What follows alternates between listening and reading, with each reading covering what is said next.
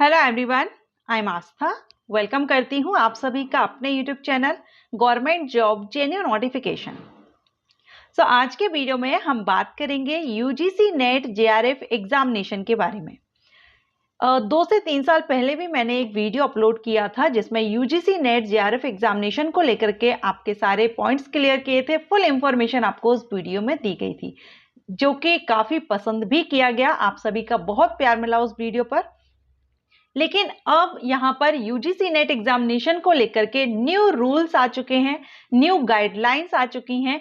पहले जो selection procedure था या एलिजिबिलिटी कंडीशंस थी, एग्जाम मोड था, सब कुछ यहाँ पर चेंज हो गया है। इनफैक्ट नेट एग्जामिनेशन के थ्रू आप क्या क्या कर सकते हैं, ये भी यहाँ पर न्यू जो रूल आए हैं, न्यू गाइडलाइन जो यूजीसी नेट एग्जामिनेशन के लिए है, वो सारा सब कुछ चेंज हो गया है। तो आज के इस वीडियो में हम जो नया नियम है, नए रूल हैं, इनके अकॉर्डिंग क्या एलिजिबिलिटी क्राइटेरिया है, क्या सिलेक्शन प्रोसीजर है, नेट होता क्या है, नेट एग्जाम किसको देना चाहिए, किस लैंग्वेज में आप एग्जाम दे सकते हैं, मीडियम ऑफ एग्जाम या question paper, categories wise reservation क्या होता है, किनको कितना, किस कैटेगरी के लिए कितना रिजर्वेशन है, सारी इंफॉर्मेशन आपको इस वीडियो में यूजीसी नेट एग्जामिनेशन की दी जाएगी। तो जो पहले मैं यहां पर आपको बता दूं कि जो नेट एग्जाम के लिए अप्लाई करना चाहते हैं अभी इस साल, तो अभी नोटिफिकेशन रिलीज हो गया है, रजिस्ट्रेशन स्टार्ट हो गए हैं। आप अभी जाइए और रजिस्ट्रेशन कर दीजिए यूजीसी एनटीए जो नेट एग्जामिनेशन है इसकी ऑफिशियल साइट पर। ओके, अब आगे वो वीडियो, ये जो वीडियो है वो कैंडिडेट देखेंगे जिनको नेट एग्जामिनेशन के बारे में जानकारी नहीं है, वो जानना चाहते हैं कि नेट जेआरएफ होता क्या है, इससे क्या क्या बनते हैं, किसको ये देना चाहिए, सारी इंफॉर्मेशन। तो वो कैंडिडेट वीडियो को आगे कंटिन्यू रखिए, सारी जानकारी आपको इस वीडियो में मिलेगी। और वीडियो देखने के बाद अगर आपको लगता है कि वीडियो आपके लिए हेल्पफुल रहा है तो वीडियो को एक लाइक एंड शेयर कीजिएगा। चलिए स्टार्ट करते हैं। तो सबसे पहले तो हम यूजीसी नेट का फुल फॉर्म देखेंगे। यूजीसी का फुल फॉर्म होता है university grant commission and net होता है नेशनल एलिजिबिलिटी टेस्ट। ये जो यूजीसी नेट एग्जामिनेशन है, अब जो जेआरएफ भी नाम लिया जाता है, तो नेट और जेआरएफ एक ही एग्जाम है, अलग अलग एग्जाम नहीं होता है। मैं आगे आपको बताऊंगी कि इसमें जेआरएफ क्यों लगा है या जेआरएफ क्या है। ठीक है, एग्जाम एक ही है, यूजीसी नेट एग्जामिनेशन, जो कि नेशनल लेवल का एंट्रेंस एग्जाम है। ये नेशनल लेवल का एग्जाम है, सो ऑल इंडिया के स्टूडेंट्स के लिए है, कैंडिडेट्स के लिए है, जो कि उच्च शिक्षा संस्थान जो होते हैं उनमें जेआरएफ या असिस्टेंट प्रोफेसर बनना चाहते हैं। यहाँ पर हम एक और ऐड कर देते हैं, क्योंकि न्यू गाइडलाइन के अकॉर्डिंग यहाँ पर अब नेट एग्जामिनेशन के द्वारा आप इसमें पीएचडी के लिए भी एलिजिबल हो जाते हैं। तो पहले यहां पर सिर्फ 2 ही ऑप्शन थे, जेआरएफ एंड असिस्टेंट प्रोफेसर, लेकिन अब जो न्यू रूल है उसके अकॉर्डिंग अब नेट एग्जामिनेशन के द्वारा आप जेआरएफ भी बन सकते हैं, आप असिस्टेंट प्रोफेसर के लिए भी योग्य हो जाते हैं, एलिजिबल हो जाते हैं, साथ में आप यहां पर पीएचडी के लिए भी एलिजिबल हो जाते हैं। ये 3, अगर आप तीनों में से जो भी अगर आपका इंटरेस्ट है, आप आगे फ्यूचर में असिस्टेंट प्रोफेसर बनना चाहते हैं अच्छी इंस्टीट्यूट्स में जो नेशनल लेवल के रहते हैं, एंड या आप जेआरएफ या आप पीएचडी करना चाहते हैं, तो इन तीनों में से अगर एक भी आपका एम है, आपका लक्ष्य है, तो आप यूजीसी नेट एग्जामिनेशन दे सकते हैं। JRF means junior research fellowship, assistant professor, junior research fellowship और पीएचडी, इन तीनों में से अगर कोई भी आपका एम है, लक्ष्य है, तो आप यूजीसी नेट आपको देना चाहिए। अब ये जो यूजीसी नेट एग्जामिनेशन है, ये नेशनल टेस्टिंग एजेंसी के द्वारा कंडक्ट कराया जाता है, जिसको कि हम शॉर्ट में एनटीए कहते हैं। यूजीसी नेट एग्जामिनेशन एनटीए के द्वारा कंडक्ट कराया जाता है। अभी आपको ये क्लियर हो गया कि किसको ये एग्जाम देना चाहिए और क्यों ये एग्जाम देना चाहिए, और कितना, अब ये जो एग्जाम है ये किसके द्वारा कंडक्ट कराया जाता है, ये आपका डाउट क्लियर हुआ। नेक्स्ट अब हम बात करेंगे कि ये जो एग्जाम है यूजीसी नेट एग्जामिनेशन, ये साल में कब इसका नोटिफिकेशन रिलीज किया जाता है, जिससे कि आप प्रिपेयर रहें, आप अपडेट रहें इसकी ऑफिशियल वेबसाइट पर। तो यूजीसी नेट एग्जामिनेशन साल में 2 बार कंडक्ट कराया जाता है, जून और दिसंबर। ये 2 महीने हैं, जून में एग्जाम होता है और दिसंबर में एग्जाम होता है। तो अभी जो नोटिस है वो जून 2024 के लिए रिलीज किया गया है। अब जून और दिसंबर ये 2 महीने में नेट का नोटिफिकेशन नहीं आता है, नेट एग्जाम का। ये 2 मंथ जो है दिसंबर और जून, इसमें एग्जाम होता है। तो इसके 2 महीने पहले आपको एनटीए की वेबसाइट पर यूजीसी नेट एग्जामिनेशन का नोटिफिकेशन रिलीज कर दिया जाता है। तो जैसे कि जून का है तो अभी अप्रैल चल रहा है, नोटिफिकेशन रिलीज कर दिया गया है, तो 2 महीने पहले नोटिस आ जाता है। इसी तरह जब दिसंबर के लिए आप एलिजिबल हैं या इंटरेस्टेड हैं तो अक्टूबर मंथ में इसका नोटिफिकेशन रिलीज कर दिया जाता है। तो साल में 2 बार यूजीसी नेट एग्जामिनेशन का नोटिफिकेशन रिलीज किया जाता है एनटीए के द्वारा, नेशनल टेस्टिंग एजेंसी। तो अगर आप नेट एग्जाम देना चाहते हैं तो आपको किस साइट पर या वेबसाइट पर अपडेट रहना होगा? अप्रैल से लेकर के मई, अप्रैल मई या अक्टूबर नवंबर में किस वेबसाइट पर अपडेट आपको रहना होगा? एनटीए की वेबसाइट पर, नेशनल टेस्टिंग एजेंसी की साइट पर, नेशनल टेस्टिंग एजेंसी की साइट पर। अब इसमें हम जानेंगे कि यूजीसी नेट एग्जामिनेशन के द्वारा अगर 3 हमने देखा कि JRF, assistant professor and PhD, ये तीनों के लिए अगर आप क्वालिफाई कर लेते हैं नेट एग्जामिनेशन तो तीनों में से किसी के लिए भी आप एलिजिबल हो जाते हैं। लेकिन ये आप कैसे जानेंगे या आपको कैसे कंफर्म होगा कि हम पीएचडी के लिए एलिजिबल हैं या हम असिस्टेंट प्रोफेसर के लिए एलिजिबल हैं या हम जेआरएफ के लिए एलिजिबल हैं? या आप जेआरएफ के लिए चाहते हैं तो क्या आपको अलग से प्रेफरेंस फिल करना होता है? क्या असिस्टेंट या पीएचडी के लिए भी हमको फॉर्म फिलअप के टाइम पर जैसे अदर जो वैकेंसीज आती हैं नोटिफिकेशन प्रेफरेंस देना होता है? तो नहीं, यहां पर आपको कोई प्रेफरेंस फिल नहीं करना होता है। ये जो यूजीसी नेट एग्जामिनेशन है ये सिंगल एग्जामिनेशन होता है, इसमें पेपर 2 होते हैं लेकिन ये तीनों के लिए ये एक ही एग्जाम है, कोई अलग अलग एग्जाम नहीं होगा। नेट एग्जाम क्वालिफाई जब आप करते हैं तो आपके जो मार्क्स आते हैं, आपके जो मेरिट है मार्किंग के बेस पर, यहां पर 3 कैटेगरी डिवाइड की गई है, कैटेगरी 1, कैटेगरी 2, कैटेगरी 3। जब आप इस एग्जाम को क्वालिफाई करते हैं, परसेंटेज आपकी आती है, कट ऑफ कितना जाता है, उस हिसाब से जो कैंडिडेट्स हैं उनको 3 कैटेगरी में डिवाइड किया जाता है। अब जो फर्स्ट कैटेगरी के स्टूडेंट होंगे, कैंडिडेट होंगे, जो फर्स्ट कैटेगरी में आ जाते हैं, उनके अच्छे मार्क्स आते हैं और वो फर्स्ट कैटेगरी में अपनी पोजीशन बना लेते हैं, तो फर्स्ट कैटेगरी के कैंडिडेट के लिए ये तीनों ही लाइन ओपन रहती हैं। जेआरएफ के लिए भी आप एलिजिबल हैं, असिस्टेंट प्रोफेसर भी आप बन सकते हैं और पीएचडी में भी एडमिशन आप ले सकते हैं। जो भी आपकी चॉइस हो, आप इनमें से तीनों में से कुछ भी, जिसमें भी आपका इंटरेस्ट है, आप कर सकते हैं। फर्स्ट कैटेगरी के जो कैंडिडेट होंगे यानी जो टॉप स्टूडेंट होंगे, टॉप मार्किंग जिसकी होगी, उनके लिए। सेकेंड कैटेगरी जो आएगी, ये सेकंड नंबर यानी जो फर्स्ट कैटेगरी के बाद जो 1% रेशो रखा जाता है, उस परसेंट के नीचे जो आएंगे वो सेकंड कैटेगरी में होंगे। सेकंड कैटेगरी के जो कैंडिडेट होंगे उनके लिए जेआरएफ नहीं होगा, वो जेआरएफ के लिए एलिजिबल नहीं होंगे।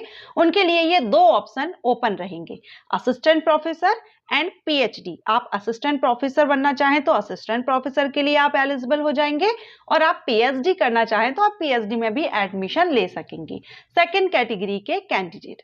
अब आती है थर्ड कैटेगरी, जिनकी मार्किंग फर्स्ट और सेकंड से भी कम है। एक कैटेगरी डिवाइड की जाएगी परसेंट के बेस पर, और अगर आप थर्ड कैटेगरी में आ जाते हैं तो थर्ड कैटेगरी के जो कैंडिडेट होंगे उनके लिए सिर्फ एक ही ऑप्शन रहेगा, वो है पीएचडी एडमिशन का। बाकी असिस्टेंट प्रोफेसर एंड जेआरएफ के लिए वो एलिजिबल नहीं रहेंगे। Okay, clear? तो इस तरह से आपका एक एग्जाम के द्वारा आप 3 में से 3 लाइन आपके सामने ओपन हो जाती हैं आपके करियर के लिए। आप चाहें तो जेआरएफ, असिस्टेंट प्रोफेसर और पीएचडी। अब इसके लिए ऑल इंडिया से कैंडिडेट अप्लाई करते हैं तो आपको अपनी प्रिपरेशन अच्छी करनी है। नेट एग्जामिनेशन की कोचिंग भी चलती है, आप चाहें तो कोचिंग ले सकते हैं ताकि आप कैटेगरी फर्स्ट को बिलोंग कर जाएं और आपके लिए तीनों ही लाइन ओपन रहें। अब आपके ये दो तीन जो आपके क्वेश्चंस होंगे वो तो आपको क्लियर हो गए, आपको समझ आ गया होगा यूजीसी नेट क्यों देना चाहिए, किसको देना चाहिए, किस तरह से आप इसमें नेट जेआरएफ, असिस्टेंट प्रोफेसर और पीएचडी में एडमिशन ले सकते हैं। ओके, अब बात करते हैं कि इसके लिए एलिजिबिलिटी कंडीशंस क्या होनी चाहिए, कौन इसके लिए एलिजिबल है। तो देखिए यहाँ पर एलिजिबिलिटी को लेकर के भी जो न्यू रूल्स है उनमें बहुत बड़े चेंज किया गया है। और यहाँ पर अब पहले जो मास्टर डिग्री होल्डर्स यानी मास्टर डिग्री जिन्होंने ली हुई है, पीजी जिन्होंने किया है, वो ही सिर्फ यहाँ पर नेट एग्जाम दे पाते थे। लेकिन अब जो न्यू रूल है उसके अकॉर्डिंगली अब ग्रेजुएट कैंडिडेट भी यूजीसी नेट एग्जामिनेशन दे सकते हैं, यूजीसी नेट एग्जामिनेशन के लिए एलिजिबल रहेंगे। कैसे, चलिए हम एक एक करके सारे पॉइंट्स क्लियर करेंगे। सबसे पहले तो हम पीजी स्टूडेंट के लिए बात करेंगे।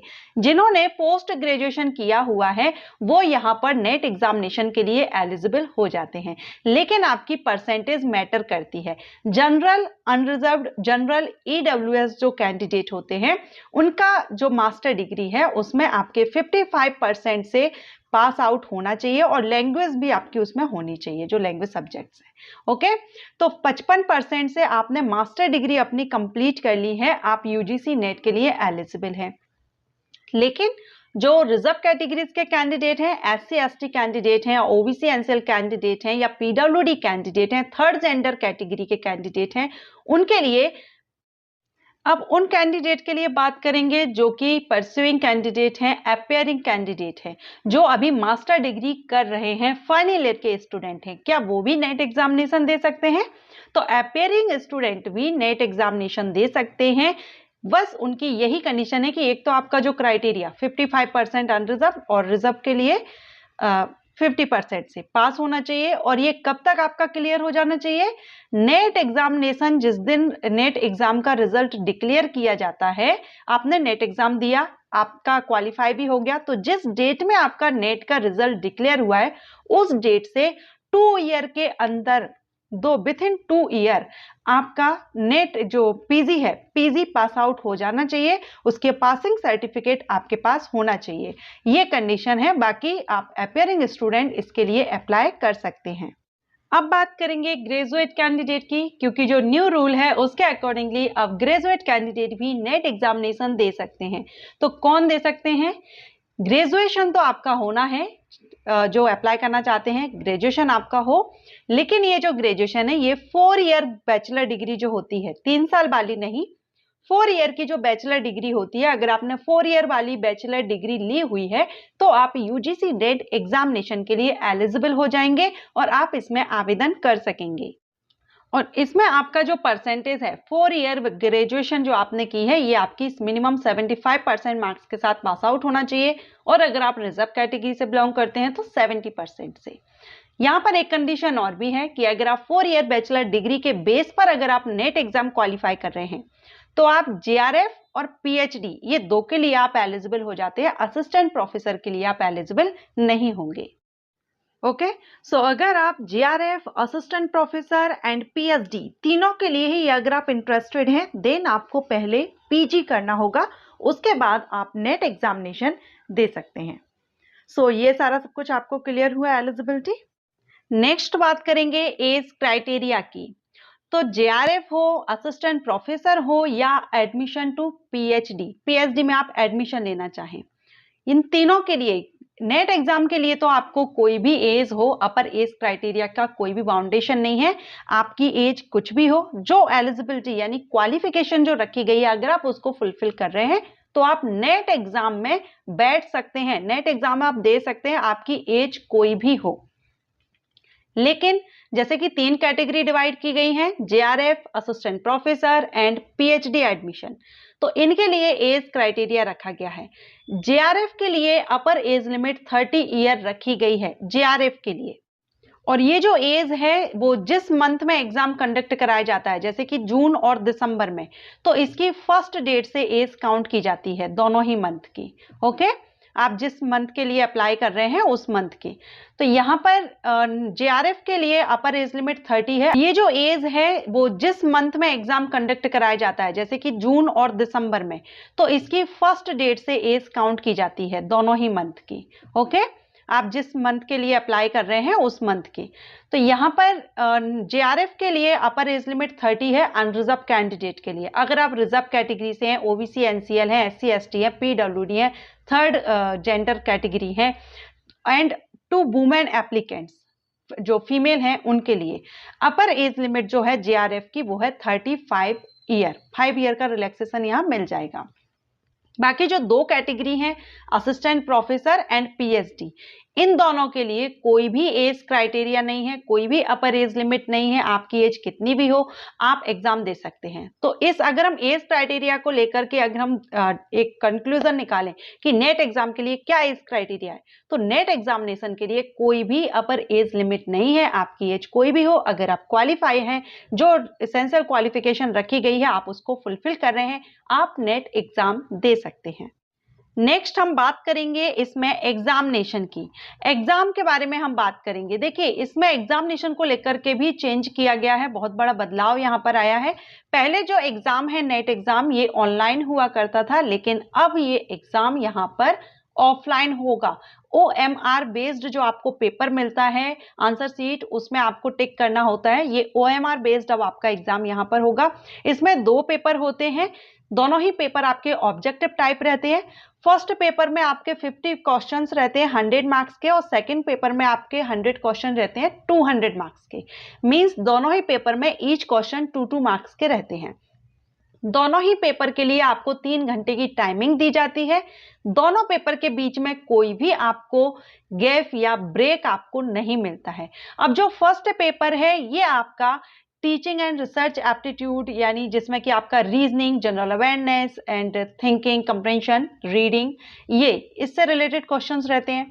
सेकंड जो पेपर रहता है ये आपका सब्जेक्ट बेस्ड होता है। जिस सब्जेक्ट से आप कर रहे हैं उस सब्जेक्ट से रिलेटेड क्वेश्चंस आपके किए जाते हैं। ओके, नेक्स्ट है यहाँ पर मीडियम। तो एग्जाम आप हिंदी और इंग्लिश जो भी आपका मीडियम है उसमें आप एग्जाम दे सकते हैं। आपने अगर हिंदी में पढ़ाई की है, हिंदी में देना चाहें तो आप हिंदी में दे दीजिए। इंग्लिश में पढ़ाई की है, इंग्लिश में आप जो एग्जाम है वो देना चाहते हैं, इंग्लिश में आप कर सकते हैं। एंड बात करते हैं नेगेटिव मार्किंग की, तो क्या यहाँ पर इस एग्जामिनेशन में नेट एग्जाम में नेगेटिव मार्किंग होती है? तो there is no negative marking for incorrect response. अगर आप आंसर गलत भी कर देते हैं तो आपको कोई भी मार्क माइनस नहीं किया जाता है। लास्ट में हम बात करेंगे रिजर्वेशन की। नेट एग्जामिनेशन की जो सीट्स हैं क्योंकि लिमिटेड ही रहेंगी और इसमें रिजर्वेशन कितना रहता है, तो यहाँ जो SC कैंडिडेट होते हैं उनको 15% रिजर्वेशन है, ST कैंडिडेट को 7.5% सीट्स रिजर्व है, एंड जो OBC NCL कैंडिडेट हैं उनके लिए 27%, एंड जो जनरल EWS कैंडिडेट हैं उनके लिए 10, एंड बाकी जो PWD कैंडिडेट हैं उनको 5% रहेगा। बाकी जो भी 40% या इससे ज़्यादा डिसेबिलिटी अगर उनमें होती है। सो UGC नेट एग्जामिनेशन के बारे में कोशिश की है कि शॉर्ट में और बहुत ही अच्छी तरीके से आपको इस सिंपल वे में आपको एक्सप्लेन करूं, जिससे आपको UGC नेट JRF एग्जामिनेशन के बारे में सारी जानकारी हो जाए। बेसिकली अगर हम देखें तो नेट एग्जामिनेशन को लेकर के जो बेसिक से पॉइंट्स थे वो मैंने आपके क्लियर कर दिए हैं। जो कैंडिडेट नहीं जानते होंगे या तीनों अब जो आ गए हैं 3 कैटेगरी, उस हिसाब से मैंने आपको कोशिश की है कि कम से कम समय में, वैसे टाइम तो काफ़ी लग गया लेकिन कोशिश यही थी कि कम से कम समय में और इजी वे में आपको एक्सप्लेन कर सकूं। अगर आपको ये वीडियो पसंद आया है और आपको नेट एग्जामिनेशन को लेकर के सारे डाउट्स क्लियर हो गए हैं तो आप एक लाइक एंड शेयर जरूर कर दीजिएगा। एंड नेट एग्जामिनेशन को लेकर के अगर फिर भी कोई डाउट आपके मन में है, क्वेश्चन है, आप मुझे कमेंट कर सकते हैं। मैं या तो उसका रिप्लाई देना अगर पॉसिबल हुआ तो रिप्लाई दूंगी, और मुझे अगर लगा कि वो टॉपिक ऐसा है जिस पर मुझे अलग से वीडियो बनाना चाहिए जिससे कि ज़्यादा से ज़्यादा कैंडिडेट तक वो वीडियो पहुंचे, तो मैं वीडियो अपलोड करके आपको इन्फॉर्म करूंगी। सो अगर ये वीडियो अच्छा लगा हो तो लाइक एंड शेयर कीजिएगा। इसी तरह के वीडियोज़ के लिए चैनल को सब्सक्राइब करके रखिए। Thank you.